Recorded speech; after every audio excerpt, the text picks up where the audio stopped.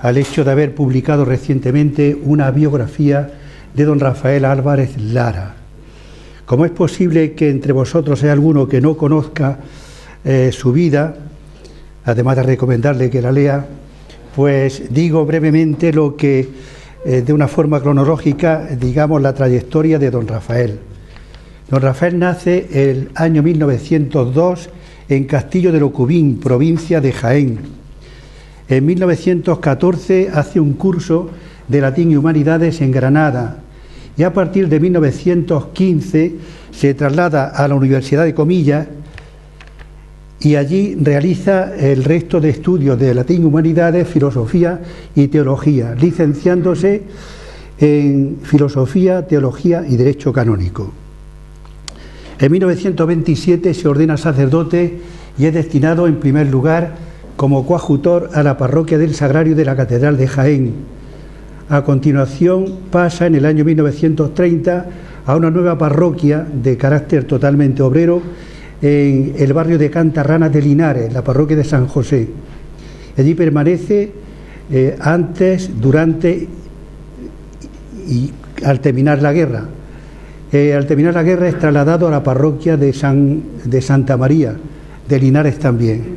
Y estando allí en esa parroquia, en 1943, es nombrado obispo de Guadix. No me detengo, en fin, a su trayectoria en Linares porque es muy interesante, pero en fin, no hay lugar para ello. Desde 1943 a 1965 rige la parroquia, mejor dicho, la diócesis de Guadix, prácticamente en plena posguerra, correspondiéndole pues la reconstrucción tanto material como espiritual de nuestra diócesis. Y después de 22 años de permanencia aquí es promovido a la diócesis de Mallorca, una diócesis totalmente distinta de esta que es eminentemente rural, aquella que es totalmente, digamos, urbana y cosmopolita, con el gran boom del turismo, y allí se tiene que enfrentar con otra tarea de que es el posconcilio.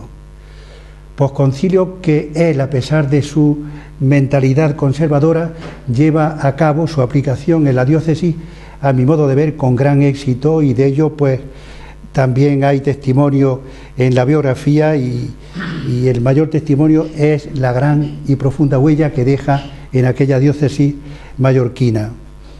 Y en 1972, a petición suya, es relevado del ejercicio del ministerio episcopal y se retira a Almería, donde va a permanecer durante 23 años hasta su fallecimiento en 1996 y su sepultura en la Cartuja de Jerez de la Frontera por voluntad propia. Dicho eso, pues pasamos a lo que es el título que me han dicho: don Rafael Álvarez Lara, hombre de fe. En la biografía el subtítulo es un hombre de Dios, pero ya se entiende que decir hombre de Dios y hombre de fe pues son dos expresiones equivalentes. Yo me limito a indicar sumariamente pues algunos aspectos de esta, digamos, condición o cualidad de don Rafael. Primero, ¿cuáles son las raíces de su fe? Doy por supuesto que la fe es un don de Dios recibido en el bautismo y hablo solamente de la correspondencia humana a este don, a este regalo divino de la fe. Pues yo pienso que las raíces están en primer lugar en su familia, una familia profundamente religiosa, perteneciente a una clase social media, de mucho arraigo en aquel pueblo de Castillo de Locubín, y en la cual, simplemente como dato expresivo de la religiosidad de sus padres, es que él es el número 25 de 27 hermanos, cosa que a nosotros nos parece casi exagerada, pero no tanto en aquella época, y teniendo en cuenta además que su madre, que fue la que tuvo 27 hijos, su madre estuvo casada 2 veces. Del primer matrimonio tuvo 10 hijos y del segundo matrimonio tuvo los restantes, 17, pero teniendo en cuenta además que tuvo varios partos dobles y que la mortalidad infantil en aquella época era una cosa muy corriente.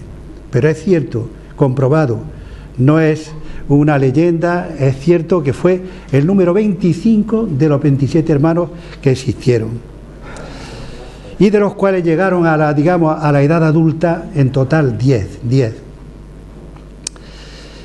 Por lo tanto, la primera raíz, su familia. En segundo lugar, su formación sacerdotal, que fuera de un año que estuvo en Granada, toda ella se desarrolló en la Universidad Pontificia de Comillas, y teniendo allí grandes profesores y grandes padres espirituales, aunque no coincidió con el famoso padre Nieto, Manuel García Nieto, sin embargo, fue su director después de ser sacerdote. Padre Nieto llegó después de haber abandonado don Rafael la Universidad de Comillas, pero como él tuvo que volver para terminar la licenciatura en Derecho Canónico, entonces lo conoció y a partir de ese momento lo escogió como director espiritual suyo y lo mantuvo hasta que murió el Padre Nieto. Entonces su formación sacerdotal es eminentemente jesuítica, ya se comprende, y esto influyó poderosamente en todo su porvenir. Y en tercer lugar, diría yo que otra raíz es su profunda espiritualidad, alimentada con la oración. Hacía 2 horas diarias de oración, con la Eucaristía, de la cual simplemente apunto que su acción de gracia era de 15 minutos, hasta tal punto que cuando llegó a Mallorca, soy testigo de ello porque fui secretario particular suyo, la gente se extrañaba muchísimo de que terminada la misa, pues él se desvestía de los ornamentos sacerdotales, salía de nuevo y estaba de rodillas durante 15 minutos. Y eso lo mantuvo siempre. Sus grandes devociones, el Sagrado Corazón de Jesús, del que nos ha quedado una muestra en la torre de la Catedral de Guadix, la Virgen, de la que tenemos otra muestra que estuvo en la Torre Mayor de la Alcazaba y ahora está aquí en la entrada de la Casa de Espiritualidad, y otra gran devoción, la Iglesia. Expresiones de su fe. En primer lugar, su trato habitual, hasta tal punto de que era raro que en cualquier conversación no sacara a relucir algún tema de fe, algún tema de espiritualidad, alguna cuestión realmente de carácter sobrenatural. Su actividad pastoral, toda ella marcada por su fe, por su profunda fe. Sus escritos, tanto los escritos espirituales como las cartas pastorales, las cartas corrientes a personas, digamos, en el epistolario corriente que mantenemos durante nuestra vida, y en las que siempre introducía algún dato espiritual. Los escritos espirituales son abundantísimos porque él tenía la costumbre de hacer la meditación escribiendo. Dice que de esa forma se mantenía más atento. Y se han conservado hasta tal punto de que cuando falleció, los misioneros del Verbum Dei, que él no fundó, pero que él alentó profundamente muchísimo en Mallorca, le pidieron a uno de sus sobrinos, que era el que tenía este depósito de escritos espirituales, que se los entregara. Y él los entregó y los llevaron primeramente a Valencia y posteriormente a Roma, donde los tienen. Baste con decir que ocuparon una furgoneta completa para llenarla con los escritos espirituales de don Rafael. Los frutos de su fe, pues solamente Dios los puede medir, pero podemos citar como consecuencia de su fe, por ejemplo, su caridad,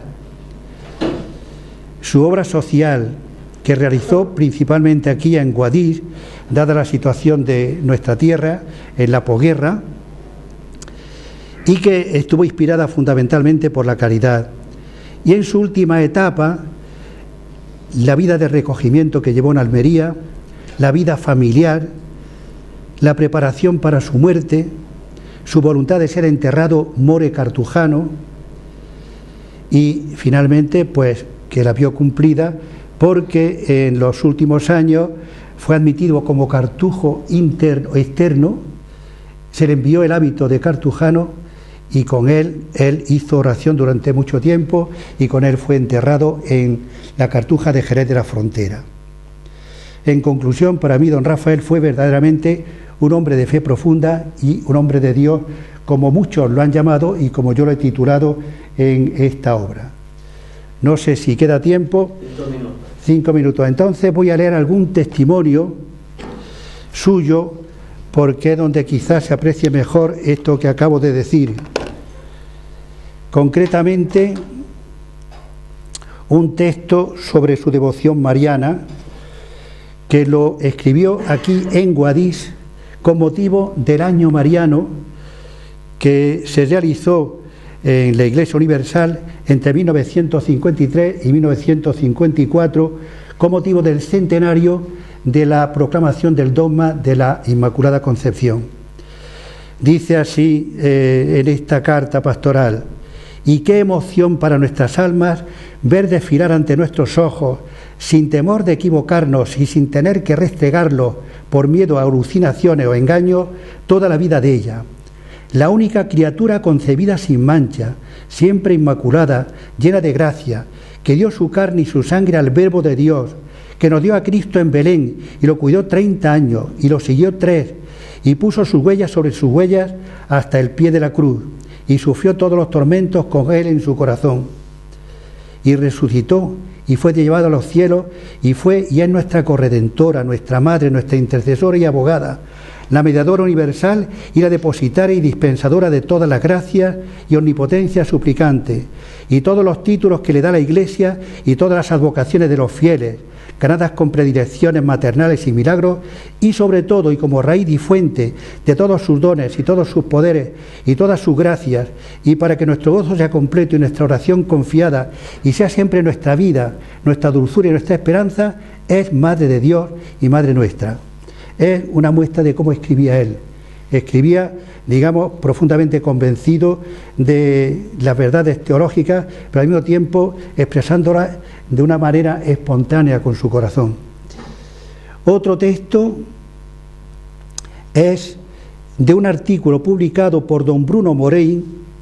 Don Bruno Morey fue un canónigo muy ilustre, y lo es todavía, aunque ya muy mayor, más de 90 años, canónigo lectoral de la Catedral de Mallorca, y en el periódico Baleares publicó en 1977, todavía en vida de don Rafael, un artículo largo, muy curioso, del que extraigo algún párrafo. Dice, hablando de don Rafael: horas y horas, se refiere a don Rafael siendo obispo de Guadix, horas y horas largas de confesionario en la semipenumbra de su antigua catedral, misas celebradas con devoción ferviente en el temblor del ojo mismo del alba, vaciedad de unas manos que todo lo daban y que nunca aprendieron a guardar algo para sí. Y más adelante, don Rafael Álvarez Lara ora. 2 horas diarias de oración reposada van madurando su alma, que un día quiso escapársele, atraída por los blancos callares de la Cartuja, la llave de cuya puerta lleva siempre consigo en el bolsillo. Y esto es cierto. Tenía tal amistad con los cartujos que le entregaron una llave, digamos, universal, con la que podía entrar en cualquier cartuja de España. Él era un hombre de Dios, intención recta, imperdonador de sí mismo, vertía perdones a manos llenas. También aquí fui testigo de su total pobreza, que no fue óbice para que le entregara a un mendigo que subía tras él las escaleras del palacio las últimas 1000 pesetas que le quedaban. Y a eso puedo yo añadir que cuando fue trasladado de aquí a Mallorca, tuvo que pedir prestadas 25.000 pesetas a un propietario de la ciudad, no importa decir su nombre, don Teófilo Gómez Mateo, que era propietario de una fábrica de harina, para poder hacer el traslado. Pesetas que cuando él quiso devolverlas, el propietario no se las aceptó. Y por último, otro texto, que es la carta que él escribe al prior de Cartuja, de la Cartuja de Jerez, cuando le comunican que lo aceptan como cartujo externo y admiten que se ha enterrado en la Cartuja, more cartujano, como él dice. Dice: estoy agradecidísimo al padre prior que me envió el consentimiento de todos, porque todos firmaron la postal de San Bruno para que mis restos descansen hasta el día de la resurrección entre las personas que tanto he querido. 2 veces pedí entrar en la cartuja de Nuestra Señora de Defensión y las 2 veces me lo denegaron por la edad. Ahora ya no tengo edad, soy eterno, me queda mi cuerpo que dejo aquí y mi alma que es inmortal. Desde seminarista, sabéis, tengo vocación de contemplativo. Más aún, la víspera de mi nombramiento de obispo, recibí una carta de Poblet de los cistercienses que estaba admitido en su monasterio. Ojalá no hubiera consultado, entre comillas dice, con personas que apostaban querer mi bien. De cuántas cosas me hubiera visto libre. Durante más de 30 años he venido aquí a la Cartuja buscando el rescoldo que era muy difícil encontrar fuera. Y todos los años le pedía al Señor y a su Santísima Madre que si era su voluntad que muriera aquí. Y que todos los años dejaba la cartita diciendo que quería ser enterrado more cartujano, en la tierra vestido con el hábito cartujano. Quisiera que pidáis por mí, como yo lo hago siempre, a la Madre del Redentor, por tanto a la Madre Espiritual de todos los redimidos. Y después añade una oración preciosa a la Santísima Virgen. Y efectivamente, el día 16 de diciembre de 1996, don Rafael fue sepultado en la Cartuja de Jerez, con el hábito de cartujo, sin ataúd ninguno sobre la tierra y sin ninguna señal, ni ninguna lápida, ningún epitafio en su tumba. Y allí permanece su cuerpo, porque yo estoy seguro de que su alma está con Dios. Gracias.